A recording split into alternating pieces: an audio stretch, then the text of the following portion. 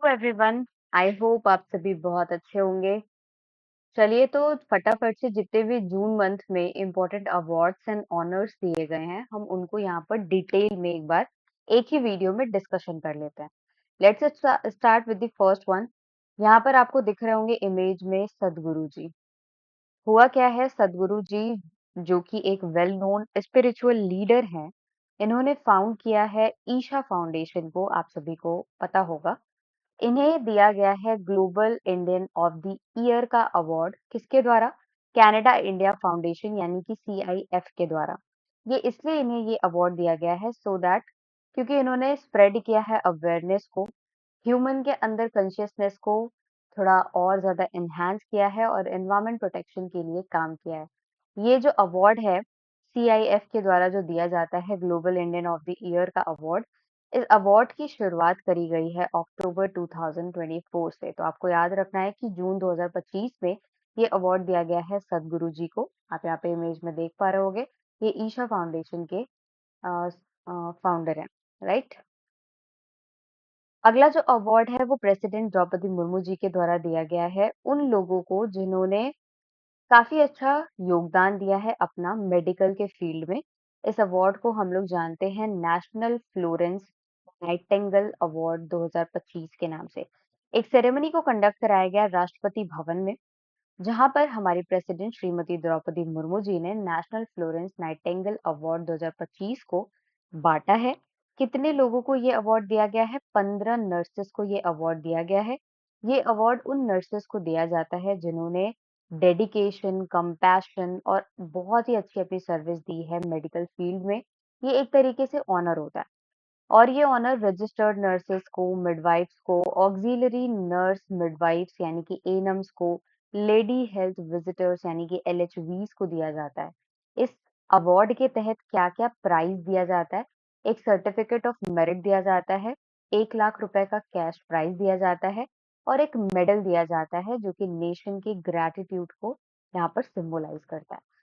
तो कितने लोगों को दिया गया है? टोटल 15 लोगों को दिया गया है। किसके द्वारा? हमारे प्रेसिडेंट के द्वारा। किस लिए दिया जाता है? क्योंकि उन्होंने नर्सिंग के फील्ड में अपना बहुत ही महत्वपूर्ण योगदान दिया है और एज अ प्राइज क्या-क्या चीजें दी जाती हैं वो भी मैंने आपको बता दी, राइट। अगले अवार्ड की तरफ मूव करते हैं। ये जो अवार्ड है ये है talent finale at Miss World 2025। आप सभी को मैंने बताया था कि मिस वर्ल्ड 2025 का जो आयोजन है इस बार इंडिया कर रहा था। इंडिया के तेलंगाना के हैदराबाद में इस मिस वर्ल्ड का जो कंपटीशन है उसको होस्ट किया गया, जहां पर मिस इंडोनेशिया जिनका नाम है मोनिका केजिया, इनको दिया गया है टैलेंट फिनाले का अवार्ड, राइट। तो नाम आप याद रखिएगा, मोनिका केजिया। कौन सी कंट्री से बिलोंग करती हैं? तो ये बिलोंग करती हैं इंडोनेशिया से, ठीक है। इंडोनेशिया की कैपिटल क्या है? Jakarta, right. अगला जो अवार्ड है वो है मिस वर्ल्ड का। मिस वर्ल्ड 2025 का आयोजन हैदराबाद में किया जा रहा था, जहां पर थाईलैंड की ओपल सुचाता चुआंगिसी, इन्हें मिस वर्ल्ड का खिताब दिया गया है 2025 के लिए। और दूसरी बार ऐसा हुआ है लगातार कि भारत मिस वर्ल्ड का जो टाइटल है वो होस्ट कर रहा है अपने यहाँ। लास्ट टाइम भी मुंबई में इसे होस्ट किया गया था और इस बार 2025 में इसे हैदराबाद तेलंगाना में होस्ट किया गया। ये जो ओपल हैं, ये आपको इमेज में यहाँ पे दिख रही हैं, ये रही ओपल जिन्होंने ये खिताब को जीता है। ये पहली ऐसी थाई कंटेस्टेंट बन गई हैं जिन्होंने मिस वर्ल्ड का टाइटल जीता। अभी तक थाईलैंड से कोई भी विजेता नहीं रहा था। टोटल 107 देशों से लोगों ने पार्टिसिपेट किया यहाँ पे। ये तो हो गई विनर की बात, बट फर्स्ट रनर अप कौन रहा? उनका नाम भी आप याद रखो क्योंकि एग्जाम में मे बी इससे भी क्वेश्चन बन सकते हैं। हेजेट डेरेजे एडमासू, ये इथियोपिया से बिलोंग करती हैं, ये पहली रनर अप रही।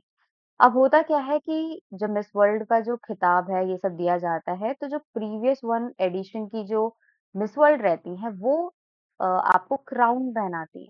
यहाँ पे जो आपको ये दिख रही है लेडी, इनका नाम है क्रिस्टीना प्रिस्कोवा, ये चेक रिपब्लिक से बिलोंग करती हैं। जब 71st edition of Miss World host किया जा रहा था 2024 में, तो यही मिस वर्ल्ड बनी थी। तो इन्होंने क्राउन पहनाया ओपल को। और इस बार कौन से नंबर का हम लोग मिस वर्ल्ड होस्ट कर रहे थे? तो 76 सेकंड एडिशन होस्ट किया जा रहा था। भारत की तरफ से किसने पार्टिसिपेट किया? नंदिनी गुप्ता ने भारत की तरफ से पार्टिसिपेट किया यहाँ पर, बट ये टॉप 8 में भी नहीं थी। हालांकि जो लास्ट ईयर का खिताब था वहां पर सीनी शेट्टी ने पार्टिसिपेट किया था, एटलीस्ट वो टॉप 8 में थी। बट इस बार नंदिनी गुप्ता ने पार्टिसिपेट किया था, ये टॉप 8 में भी नहीं थी मिस वर्ल्ड के टाइटल में। तो नाम याद रखना, ओपल सुचाता चुगानसी, जो कि थाईलैंड से बिलोंग करती है। थाईलैंड से पहली बार किसी ने ये मिस वर्ल्ड का टाइटल जीता है। अगला एक ऑनर है जिस ऑनर को हम जानते हैं ग्लोबल लीडरशिप अवार्ड 2025 के नाम से, राइट? इसे किसके द्वारा दिया जाता है? एक फोरम है, US India strategic partnership forum, USISPF। 8th number की एनुअल लीडरशिप समिट को होस्ट किया जा रहा था वॉशिंगटन डीसी में, जहां पर कुमार मंगलम बिरला, इन्हें ग्लोबल लीडरशिप अवार्ड 2025 से सम्मानित किया गया। ये जो कुमार मंगलम बिरला है, ये आदित्य बिरला ग्रुप के चेयरमैन हैं।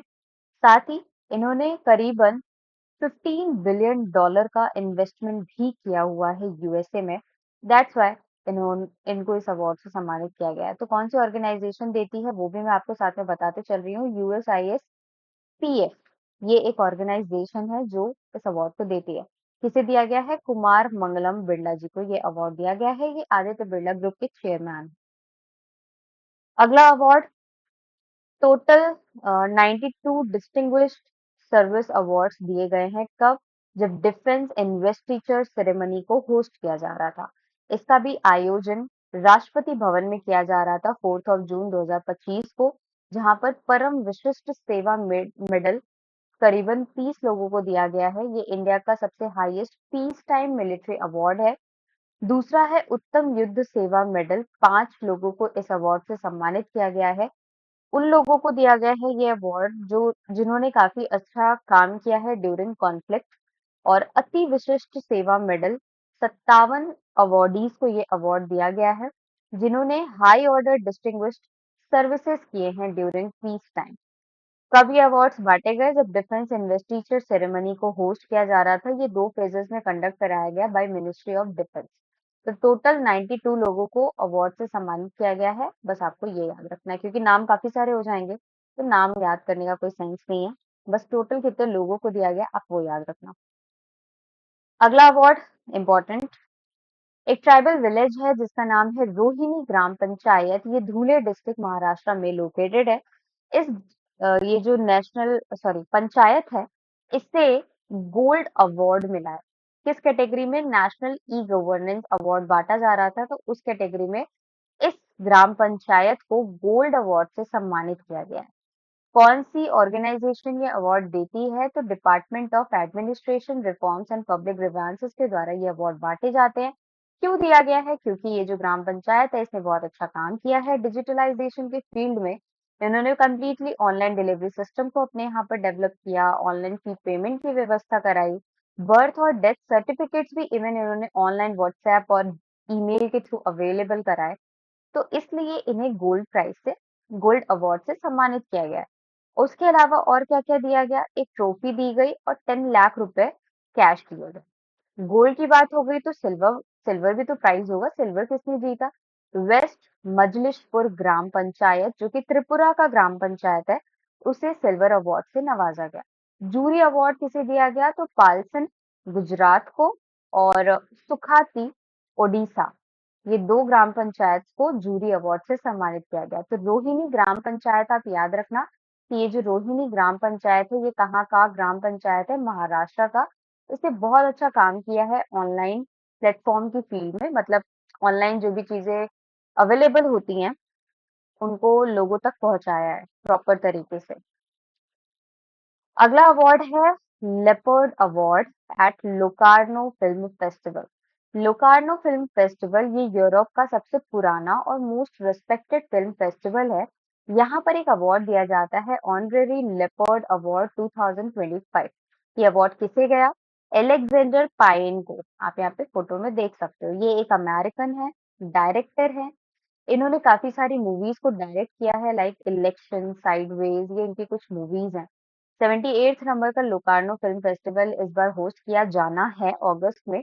और स्विट्जरलैंड में इस अवार्ड को दिया जाएगा क्योंकि स्विट्जरलैंड में ही इसे होस्ट भी किया जाएगा। तो नाम याद रखना, अलेक्जेंडर पायन। अगला जो अवार्ड है वो अवार्ड है फूड प्लैनेट प्राइज 2025। एक स्वीडिश स्टार्टअप है, स्वीडन का स्टार्टअप है, नाइट्रोकैप्ट।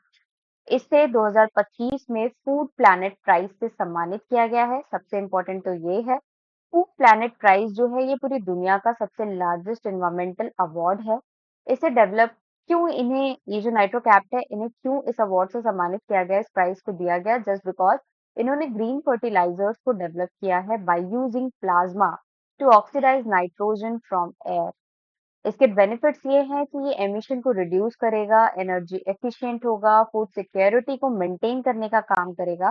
That's why this prize is given to this startup whose name is Nitrocapt. याद रखना ये स्वीडन का स्टार्टअप है। ओके, अगला जो अवार्ड है वो है पद्म भूषण के बारे में। एक्चुअली हुआ क्या था, एक एमिनेंट जर्नलिस्ट हैं जिनका नाम है राम बहादुर राय जी। 18 जून को इन्हें फॉर्मल तरीके से पद्म भूषण अवार्ड से सम्मानित किया गया क्योंकि ऑफिशियली जब पद्म भूषण और पद्म अवार्ड्स दिए जा रहे थे तो ये वहां पर अवेलेबल थे नहीं। दैट्स वाई इन्हें 18 जून को प्रॉपर तरीके से, फॉर्मल तरीके से इस अवार्ड से सम्मानित किया गया। कौन सा अवार्ड? पद्म भूषण। किस फील्ड से इनका नाम जुड़ा हुआ है? तो ये एक जर्नलिस्ट है।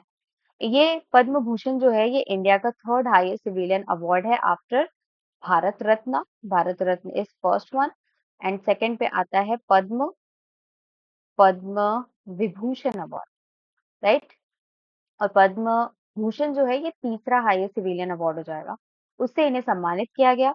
साथ ही कहाँ पर इन्हें सम्मानित किया गया इस अवार्ड से? Indira Gandhi national centre for arts यानी कि IGNCA दिल्ली में, क्योंकि इन्होंने, जो ये पर्सनालिटी है राम बहादुर राय जी, ये मेन जब सेरेमनी हो रही थी तो उसे अटेंड करने में अनेबल थे। दैट्स व्हाई यहाँ पे इन्हें इनका पद्म भूषण जो अवार्ड है वो दे दिया गया, क्योंकि उन्होंने जर्नलिज्म के फील्ड में बहुत अच्छा काम किया है, इसलिए इन्हें इस पद्म अवार्ड से सम्मानित किया गया। अगला जो अवार्ड है, वेरी वेरी वेरी इंपॉर्टेंट, बाल साहित्य पुरस्कार के विनर्स अनाउंस कर दिए गए हैं। सबसे पहली बात, ये जो साहित्य अकादमी है, इन इसके चेयरमैन हैं एट प्रेजेंट माधव कौशिक जी। ये एक लिटरेरी अवार्ड है। साहित्य अकादमी एक लिटरेरी इंस्टीट्यूशन है, एक ऑटोनॉमस ऑर्गेनाइजेशन है जो कि ministry of culture, government of India के अंडर में काम करती है। बाल साहित्य पुरस्कार ये बच्चों को दिया जाता है जिन्होंने लिटरेचर के फील्ड में काफी अच्छा अपना क्रिएशन प्रस्तुत किया है। तो टोटल 24 ऐसे बच्चे हैं जिन्हें विनर अनाउंस किया गया है अंडर दिस पुरस्कार। टोटल कितनी भाषाओं में? 22 ऑफिशियल लैंग्वेजेस जो कि हमारे 8th शेड्यूल में दी हुई हैं कॉन्स्टिट्यूशन में, और 2 और languages that is English and Rajasthani. In 24 languages में जिन्होंने भी रचनाएं की होती हैं, लिटरेचर लिखा होता है, उन्हें इस पुरस्कार से सम्मानित किया जाता है बाय साहित्य अकादमी। तो अभी बाल साहित्य पुरस्कार भी अनाउंस हो चुके हैं और साहित्य अकादमी युवा पुरस्कार भी अनाउंस हो चुके हैं। टोटल 23 यंग ऑथर्स को इस अवार्ड से सम्मानित किया जाएगा। मैंने प्रेसिडेंट आपको बता दिया है 2 बार कि प्रेसिडेंट कौन है साहित्य अकादमी का, माधव कौशिक जी हैं, याद रखना, राइट। 23 यंग ऑथर्स को ये अवार्ड दिया गया है और 24 बच्चों को ये अवार्ड दिया जा रहा है। ठीक है, नाम याद रखना इतना इंपॉर्टेंट नहीं है। स्पेसिफिक किसी के स्टेट में अगर अवार्ड्स दिए जा रहे हैं तो आप उनका नाम जरूर याद रखना। मैंने यहाँ पे ये जो यंग वाले हैं, यूथ वाले, ये उनकी लिस्ट लगा रखी है। तो अगर आपको पढ़ना होगा नाम तो आप पढ़ सकते हो। टोटल 23 लोगों का यहाँ पे नाम है। ठीक है, अगला है, ये भी इम्पोर्टेंट अवार्ड, वैन IFRA digital media award South Asia 2025। Actually हुआ क्या है, ये अवार्ड दिया जाता है world association of news publishers यानी कि वैन इफ्रा के द्वारा। चेन्नई में इस अवार्ड को होस्ट किया गया 18 जून को। और द हिंदू न्यूज़पेपर आप सभी फॉलो करते होंगे, जो भी स्टेट पीसीएस करंट अफेयर वगैरह पढ़ने के लिए आप द हिंदू को ही प्रेफर करते होंगे, उसके ही आर्टिकल्स को पढ़ते होंगे। द हिंदू को इस champion of digital media award South Asia 2025 से नवाजा गया है। टोटल 10 कैटेगरी में द हिंदू को अवार्ड दिए गए हैं। मतलब आप सोच लो, 4 गोल्ड अवार्ड, 3 सिल्वर, 3 ब्रॉन्ज, ये सारे अवार्ड्स किसको गए हैं? द हिंदू ग्रुप को गए हैं। ठीक है, अगला, and this is again important, देसी ऊन करके एक शॉर्ट फिल्म है जिसे डायरेक्ट किया गया है सुरेश एरियात के द्वारा। इस फिल्म को जूरी प्राइज से सम्मानित किया गया है।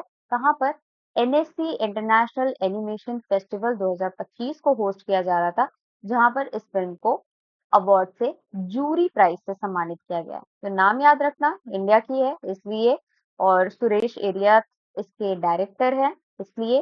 साथ ही इस मूवी को बेस्ट फिल्म का भी टाइटल दिया गया था जब वेव्स होस्ट किया जा रहा था, वेव्स अवार्ड्स अपने यहाँ पर मुंबई में 2025 में।